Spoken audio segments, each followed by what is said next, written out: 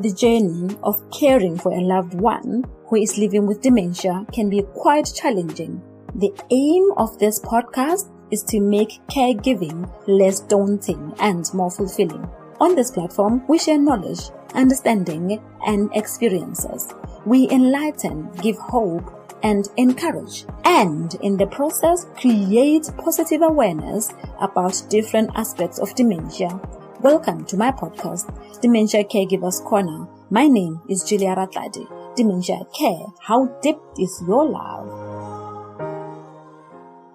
In today's episode, I'm truly honored to be joined by Professor Andrea Tales. Professor Tales holds a personal chair in neuropsychology and dementia research at Swansea University. She's also a fellow of the British Psychological Society and a fellow of the Learned Society of Wales. Professor Tales co-authored a research-based book titled A New Approach to Dementia, examining sensory and perceptual impairment. She and her colleagues believe that while cognitive changes in dementia are well recognized, the significant sensory changes that often accompany the condition have received far less attention in the design of supportive technologies and environments. This oversight, they believe, has led to solutions that may not fully address the complex needs of people living with dementia. So today, we'll be discussing two key sensory impairments. One, visual dysfunction in dementia and cognitive decline. And the second one, the role of environmental design and smart technology in supporting people living with dementia.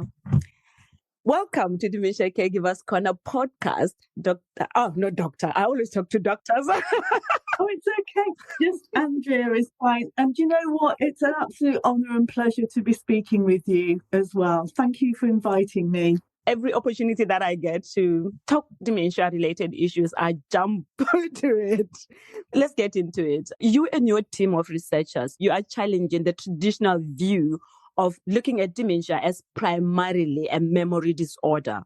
You are saying that instead there are changes in sensory perception, such as vision, sight, touch, that are very, very important, yet they are overlooked by healthcare professionals. So I want you to talk to us. What do you mean by that? That's number one. Number two, and why is it important for us to broaden our understanding of dementia beyond just memory care or memory loss? The important thing is that everybody's different. So people are living with different types of dementia at different stages. And not everybody living with dementia will experience some of these sensory and perceptual changes. However, some people will. And that is really, really important. And it's not to downgrade or say memory and cognitive changes aren't important. They are massively important for how they affect our experience of living with dementia and our interaction with the environment. What I found, though, because I've been doing vision and attention research for over 20 years, is that there's such a lot of research information about sensory and perceptual changes, about taste, about smell, about vision and hearing, proprioception, touch, in the academic literature. But we as members of the public, because I consider myself both, don't always get to know about that information. And my colleagues and I thought how important it is to improve our understanding of living with dementia ourselves, but of the person we might be providing caregiving to, a person living with dementia and a caregiver, is what might be contributing to a person's signs and symptoms. Why might they be behaving in a certain way in a certain environment? And some of that behaviour and experience will be to do with changes in memory and cognition and thinking skills and planning skills. But we wanted to raise awareness based on research work, peer-reviewed, published research that indicates that some people, not everybody, and I really want to emphasise that, not everybody, might be experiencing changes not just in the way their eyes and ears work, but how that vision and hearing is interpreted by the brain. Because, sorry, I realise I'm rambling on. Is this okay? Shall I carry on? Right. No. I'm just here to ask you one question, and I want you right. to. Okay. That's the time, yes. And the way that this happens sometimes is that as we get older, there are normal age-related changes to our eyes and our ears. So we expect some changes. So most people who are older, who are living with dementia, will also be living with some changes in their sight and their hearing. And it's really important that that gets taken account of, and we get glasses checked and we get hearing aids checked, because an interaction and experience is much better if we can see and hear properly. But the other important thing is that changes can happen in our brain with different types of dementia. And some dementias, for example, Alzheimer's disease, might affect some areas of the brain that are responsible for processing all that visual information, all that hearing information. And if our brain isn't processing that information properly, it can be really confusing. And we might mishear, we might not see things properly, we might misperceive, and we might even get hallucinations. And that might be true of all our senses. Some people might have changes in their touch, their sense of smell and taste. And all of those things can really affect how you interact with each other, how you experience dementia, your everyday life, your quality of life. It can be really, really lonely if you can't see or hear properly or perceive all of those sensory things around you. Yeah. And I think that's what we wanted to emphasize to people, is that if we know that somebody, perhaps they might be feeling a little bit down, and that might be because they can't see or hear properly, or experience hallucinations or misperceptions that can be really distressing sometimes for people. You might not understand what they are, and it can be really difficult for a person not with dementia, as well as a person with dementia, trying to explain those changes, those experiences. And I think we all know that sometimes people living with Alzheimer's, for example, might get misperception, and somebody might see a shadow or a carpet and misperceive that as a whole and step over it. Yeah, because depth perception isn't working very well. Actually, that was my next question. Sorry. So, I'm racing ahead. So let me just interject you there, because I cared for this lady. She lived with vascular dementia. Towards the end of her life, it was now diagnosed as mixed dementia. But, when it was time for her shower, she would be so much distressed. What happened, or what I realized later on, was that there was a carpet, a navy blue carpet, between her bathroom and her bedroom. So when it was time for a shower, she would scream, and we didn't know what the problem was until I read an article or a book, I think by Wendy Michel. You must know the late Wendy Michel. And that's where I found that. She said in her book that she perceived black color as a sinking hole. Yes, yeah. I want you to expand more on that. What changes would have occurred in their brain to react as such? And from a visual processing perspective, what might she has been experiencing? I want to understand, because it didn't make sense that time. It's really complex, and lots of people report very different experiences like that. And the parts of the brain that process visual information, that allow us to perceive, allow us to see and understand our environment, are in part in separate areas of the brain. And we have areas of the brain and neurons, brain cells, that will process colour, depth, movement. And if any dementia-related pathology affect those areas and cause the brain cells to break down, the axons and neurons to break down, then that normal behaviour is interrupted. So that visual information interacts with our consciousness and we say, oh yes, that's a shadow, I can tell that's a shadow, and we think nothing of it. If that process is interrupted because part of the brain is disrupted because of pathology, then it can't talk to each other. So the part of the brain might not be able to process that information anymore, and another part of the brain, because it's not having the right information, it can't process it correctly. So although we're seeing a shadow, the brain, our consciousness is disconnected from that, and we don't see it as a shadow, we see it as a whole. I'm sorry, that it's so complex. Yes, but I'm understanding.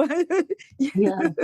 And it's the same with motion. You know, we've got an area in our brain that is really specialised for processing motion. So, for example, how fast the car might be going. Mm-hmm. And if that area isn't working very well, nor all its connections to the other areas of the brain that give us conscious perception of that isn't working, then we might not see how fast the car is travelling. We might not be able to tell, if we're playing sport, how fast the ball is coming to us.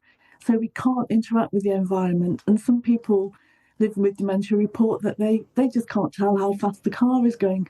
So they're scared to go out. Quite naturally, you know, or might need some assistance. And I think what struck me was that if we don't ask people for their experiences, we might not know about these changes in perception and vision. Mm-hmm. So I, like you say about talking about dementia, I think it's really important that all of us maybe talk to a person with dementia and say, can you know, what's happening? How do you see things?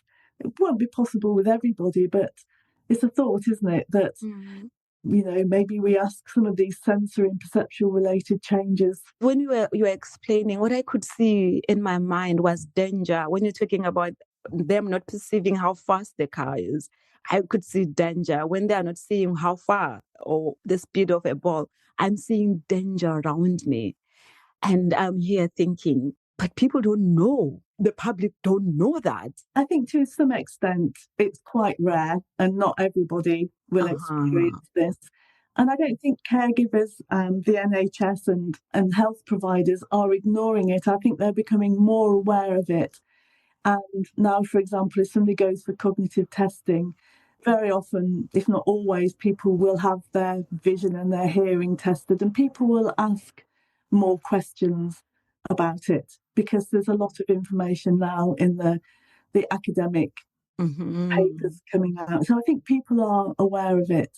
Yes. And I think it's also important for the general public and caregivers and people living with dementia to know about it so they can maybe ask questions and also think about that might be why things are happening. If somebody's not eating properly, for example, it might be memory, it might be lots of other things related to dementia. It might be that people perceive what they used to really enjoy food-wise as tasting horrible. And that can happen and people will not want to eat. And it's just raising that awareness. Yes, you and I have access maybe to our university libraries where I have access to peer-reviewed articles. How about an ordinary person? How do we intend to spread this, to create awareness in that regard for the people who have no access to these peer-reviewed articles? Absolutely. And I feel really strongly about that. And I think we try and get info. That's why I'm doing this podcast. That's partly why we did the book. And we importantly involved, it was co-produced by people living with dementia who were experiencing these things, because they have been the most fantastic voice for people living with these perceptual and sensory changes. And I like to get some information from the academic side of things out there in a way that people in everyday life, people can understand those findings and what they might mean. Because some of these scientific papers, they're a bit too in-depth, a bit too, they're not immediately getting the information out there. So I'm hoping that we go out to conferences, we go to public meetings. And we try to use layman language. I know. I'm trying. I'm a little bit hesitant sometimes because I'm trying to use language that isn't scientific, but it's quite difficult for a scientist not to do that. So I do apologise. I know what you mean. I come from Botswana. It's in southern part of Africa. And I have seen or I have read articles that we don't have the word dementia in our language. So it's hard for me to explain it or to describe it to our people. And I was actually speaking with one gentleman who lives with dementia in the US. He believes that the word should be changed because it's got stigma attached to it. He has a book he calls it The Dancing Dementia Dude. So he, in our conversation, he just addressed dementia as the dance. Like, to him, it's changed. So yes, it's hard to translate or interpret scientific terms into like your normal, ordinary language, everyday language. Yes. So then, tell me, how would you like the healthcare providers to incorporate these assessments into their overall evaluation of people living with cognitive impairment? I know you mentioned something like that. We have to talk to them and find out from them. And then I don't know whether you are able to give us maybe one or two examples of the vision assessment that is used for people living with dementia and what exactly they help to evaluate. The person who wrote the chapter in the book is a vision specialist, is an ophthalmologist, and I think he's going to do a podcast with you, so it can give you lots and lots of fantastic information. Great. So usually now what happens when somebody goes to a health caregiver is that they'll be asked about, have they been to an optician's and have they had their hearing checked?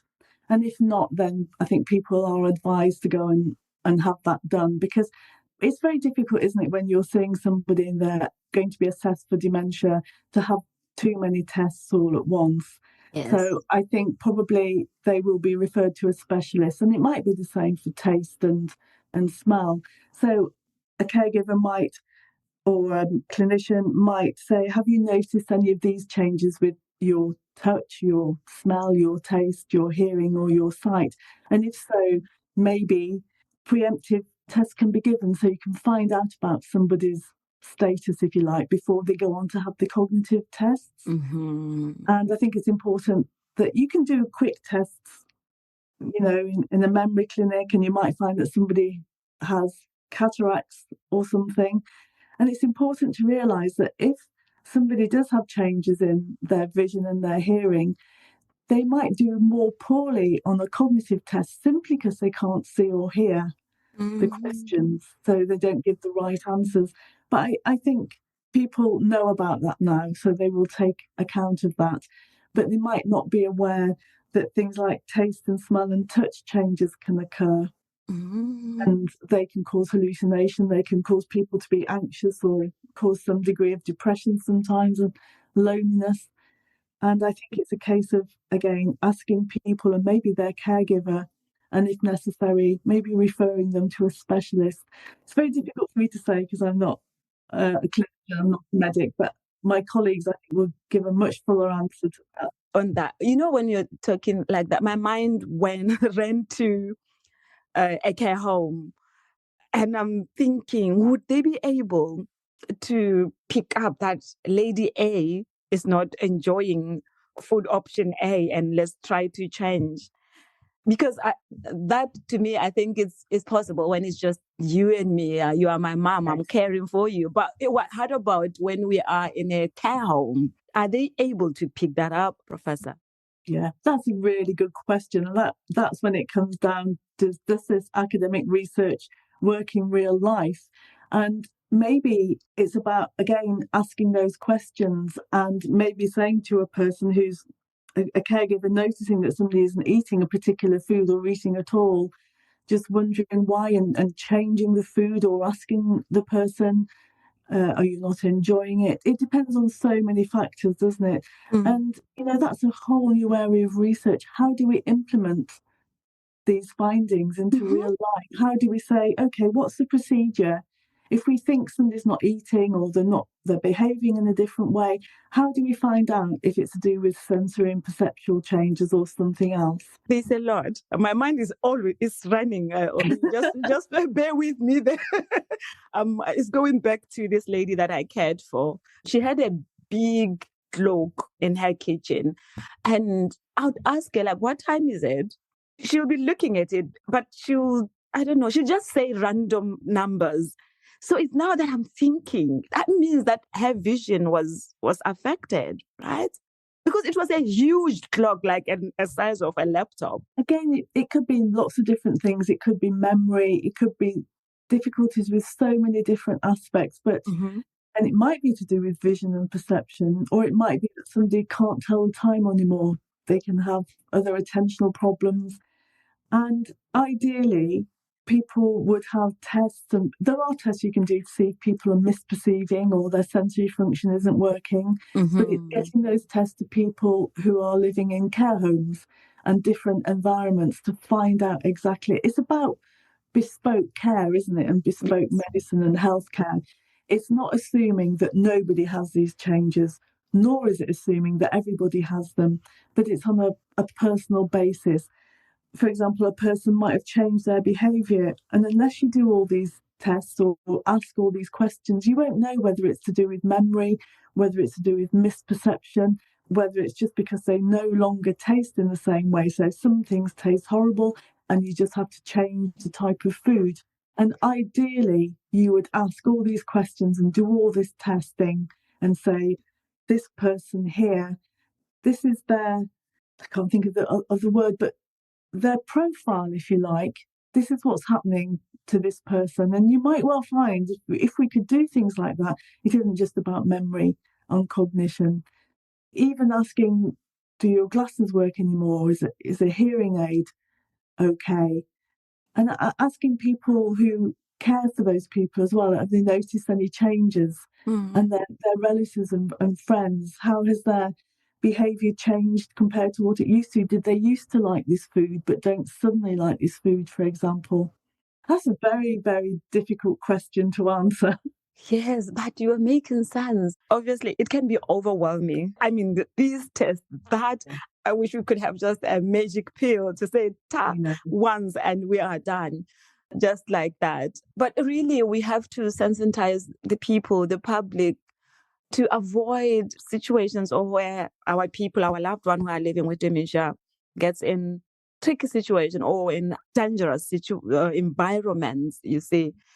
Because I'm just thinking, if they cannot perceive smell, for example, and they say gas leak, what is going to happen? That's a really, really good point. And one thing to do is to raise awareness of some of the assistive and smart technology that is out there for people with different sensory changes. There are, if you have visual problems, there are auditory alarms, sound alarms for things like gas leaks or water overflowing in the bath. And they can warn people visually. If you have hearing problems or hearing loss, then you can get visual signs in your home that you can have fitted in your home to say there's somebody at the door or this is happening. There's so much technology that is potentially available to people who have sensory changes. Oh, yes, I was coming there as well. I think it was my next question, really. I've read in your book, you mentioned something that the people living with dementia, their ability to navigate and understand their environment become particularly challenging, that their visual and spatial changes can make even familiar places feel unfamiliar. And I've seen real life situations whereby when they are moved into a new environment, they get so much confused. So what I want you to make us understand, how do you connect these two realities? They're in their home, they might get confused. They go out, they might get confused. So what I want you to tell us about their experience of space and familiarity and how we can best support them. Gosh, that's another really challenging situation, isn't it? Because I would probably want to know what people do in their own caregiving situations with people who are experiencing that. And again, I think it's probably individual differences and everybody will have their own strategy. For some people might argue that reorienting is the right thing to do, and you might put notices on things, you might label things, and you might reorient somebody to say you are now in this environment. Because if you can't remember where you are, it's very, very difficult, isn't it, to address that. I'm not a specialist in this, so I'm a little bit hesitant to say, but you might get some familiar colours, or try and, if somebody's used to having a red wall or something, you might want to incorporate that into new areas just to make people have a sense of home or a sense Familiarity. of familiarity. Yes. I've heard of people bringing familiar objects in, trying to not move things around too much. Yes, that one. You can say that one again. So one day, sorry to interrupt. I'm just thinking of this lady that I supported. She went out to a daycare center. I remained behind in the house. So I was trying to to make things happen, you see, and cleaning. And so when she came in, I said, "Look, Jen, look what I've done for you. Like, I've cleaned." Oh, Professor, she couldn't handle it. She got emotional. She cried. Like, I have changed her environment. I thought I was doing something good. I really resonate with that. And one thing I'm wondering about, and again, I don't know about this, but our brain has what we call an automatic change detection system, and it's really sensitive.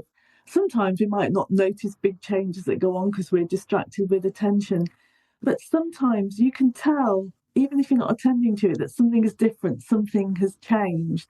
And we can be quite sensitive to that.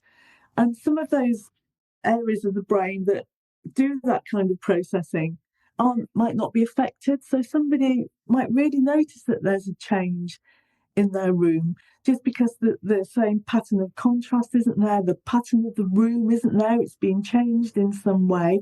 And somebody might not be able to say that, but they might notice that a change has occurred. Again, I'm speculating, I don't really know, but knowing how the brain works, it's so complex. And, people might have different types of memory impairment. You can have visual memory, auditory memory, memory for smell and taste. And maybe if one of those memory and sensory associations isn't working, you might rely more on the system that is working. So you might be able to introduce familiar smells. People often like to touch things, don't they, and get a really sense of well-being by touching things, smelling things that are really nice. And one thing that we found is that many people living with various types of dementia find it really difficult to live daily life in an environment that's too cluttered. So if there are too many objects, too much contrast, too much colour, that can be really, really difficult. And actually clearing away a lot of that clutter can really help. And maybe not having carpets or fabrics that are too patterned, that can really help. And maybe a sense of familiarity might be a certain object or two that in a much calmer environment might really stand out and might be a focus of attention. But again, I suppose without speaking with that person and maybe trying a few things in real life rather than just giving tests. So is this better for you? Can you see this better? Is this better for you to hear? Yes. Does it taste better? Again, it so depends on the person, doesn't it? And maybe people can't do tests like that, but we can gain some information by observing somebody in their everyday life and what they're avoiding and what they're finding difficult. Yes. The challenging thing is that I've seen most cases where they do things for them instead of doing with them. Yes, absolutely. Yes, and then you won't really find out, will you, what's wrong and what a person can do. Because the brain also, I know that in some stages of dementia, it's very difficult to do things in a different way. But for some people in earlier stages, lots of brain functions are preserved to some extent. And by doing things a different way, people can still learn sometimes to do things a different way. And that's important to say. Let's expand more on the Professor on the environmental design. I'm talking about this lady that I supported. She has lived in her house for more than 50 years, and she's diagnosed with dementia. So what are you saying about that in terms of environmental design? What must happen to her existing house? What must happen to the existing shopping mall? What must happen to the existing bus, public transport in order to accommodate the needs of this person? Again, I think it's raising awareness of everybody, people who have shops, retail, public transport systems, and I think things are improving in those areas. It's not assuming that everybody has the same issues. It's not assuming that everybody with dementia has Alzheimer's. It's empowering people to be aware of the changes somebody might have. And it's getting people to help people. Maybe you need help on transport systems. Maybe you cannot hear because you've got hearing loss or hearing misperception. So you can't hear a certain bus is delayed, or this is a number that you need. But if you had visual information, or if you had both hearing and visual information, then that might really help somebody living with dementia, because their visual system might not be working very well, but they can use their hearing. So it's having multiple sources of information for people. And I know it is very difficult when the country doesn't have very much money to do these things. But imagine just if there's a person to help somebody with dementia who's there all the time, a help person to say, let me assist you. Let me do that. If you want to cross the road, there are some real design specialists out there. And I think I could put you in touch with somebody, because I've got a colleague called Charles Musselwhite who looks at the issues that people have when they're on public transport, like trains and buses, and is also an expert in the built environment. It's about things like not using carpets with stripes on, because if your contrast sensitivity, your shape perception isn't working very well, you can misperceive that and it can make you wobble and risk of falling. And it's about talking with architects and designers about the problems that people living with dementia might have. They might have visual problems, hearing problems, other issues, and then they can incorporate that. And I'm thinking your colleague must be working with, especially new developments now. Take, for example, if I want to open a nursing home that is specifically for people with dementia, I think those are the people that we should involve from the inception. That's right. And it's about co-producing the design of home, isn't it, with people who are actually living with dementia and maybe mild cognitive impairment and various stages of dementia and different types of dementia, because they all come with different signs and symptoms.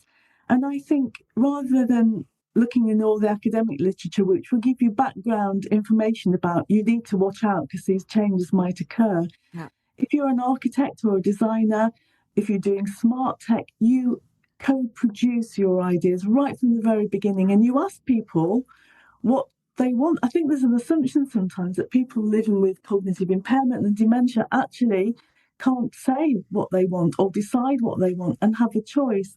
So I don't think it's necessarily about somebody advising, saying, I've read these books and these papers, this is what you should do. It's saying, we're designing a new care home.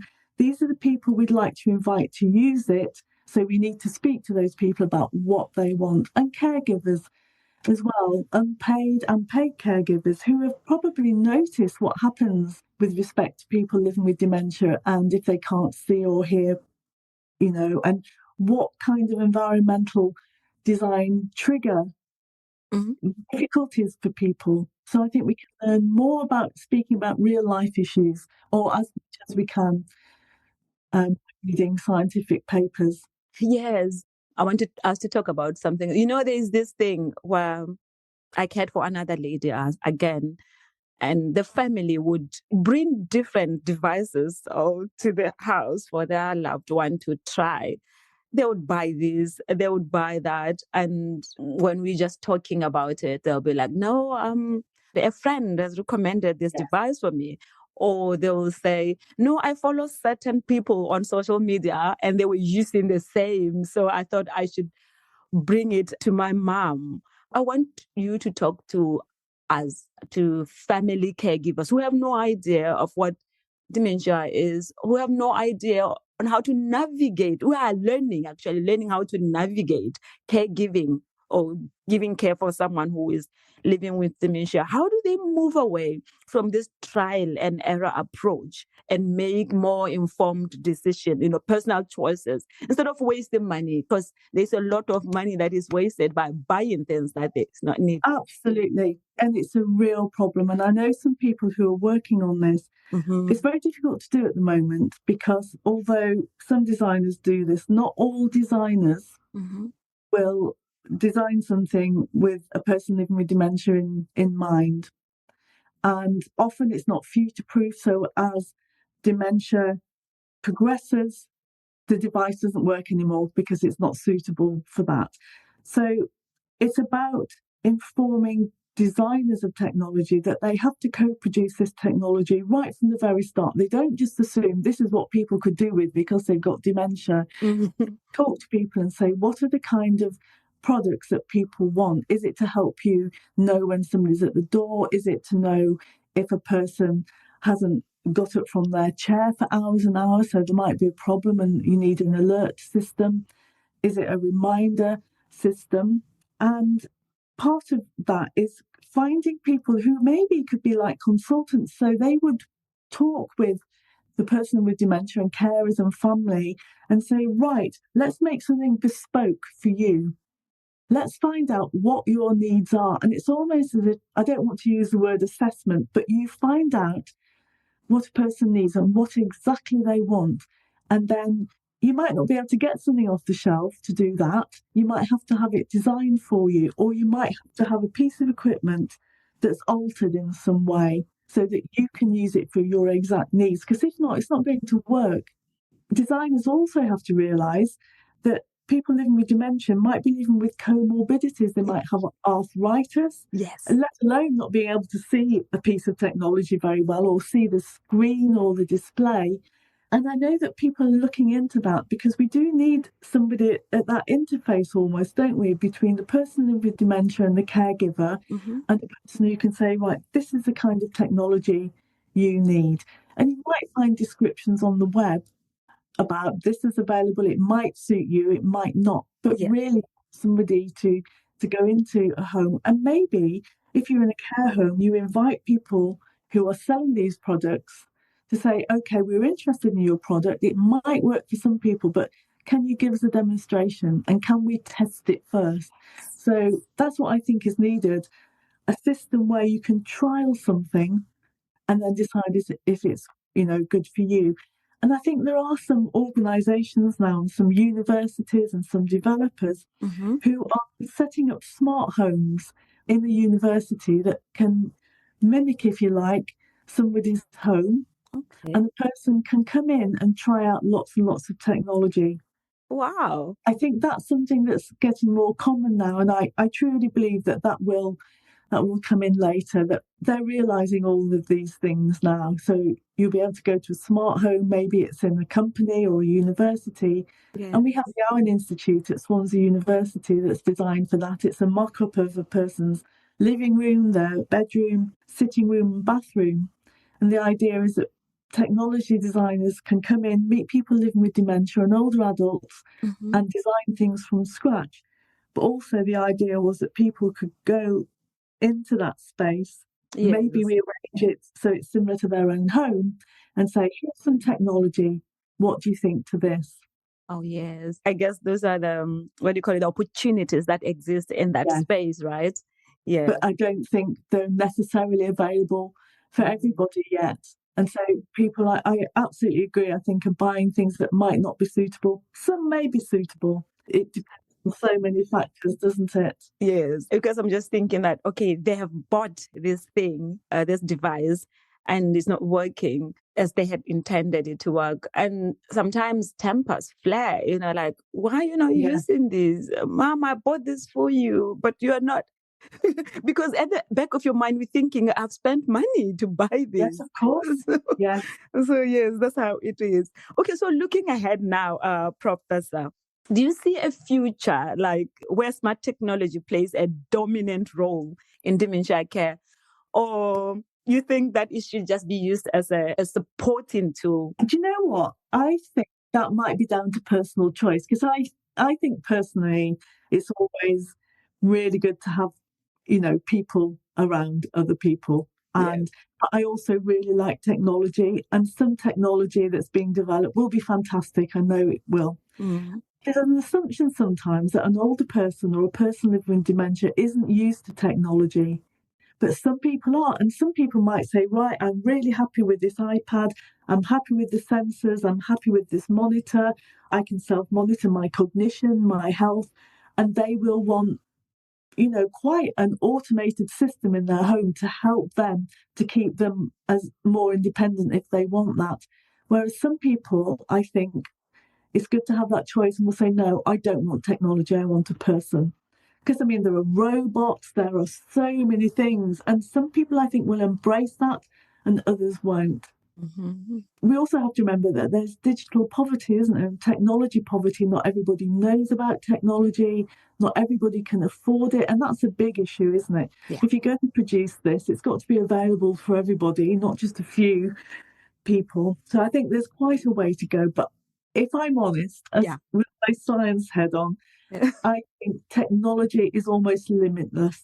And if we want it to, it can be a fantastic adjunct to personal care and independence. But people have got to have that choice. And there are all sorts of ethics, aren't there, about monitoring people, having all these systems in your home and all the data that comes along with it. So again, I think it will be personal choice. Yes. Okay. Is there any other question that you think I might have asked you that will help our listeners that I did not ask as we come to the end of our chat? I think it's really made me think. Honestly, some of the issues you've brought up have been fantastic and really make me realise that there's still this gap between real life and what we've found. Somebody needs to implement that. So I can't think of any questions. And as I say, my colleagues who are experts in some of these areas they'll really enjoy speaking with you. I don't think you've missed anything out. Yes, I know there are some questions that I've missed on here because there's a lot to talk about, really. We need people to be aware of. So let me take this time to thank you, Professor Andrea, for your time. Oh, it's been wonderful. Thank you so much. And I'm really happy, if you've got any more questions, I can find out for you and ask my colleagues. But thank you so much for inviting me. It's a fantastic thing you do. Thank you. Yes. Let me take this time to thank you, our dear listeners, for tuning into this episode. If you have enjoyed our conversation or are passionate about dementia care, please consider leaving a review and sharing this episode with someone who might benefit from it. Your support helps us reach more and more people and raise awareness about dementia-related issues. Until next time, take care. Bye for now. Dementia care. How deep is your love?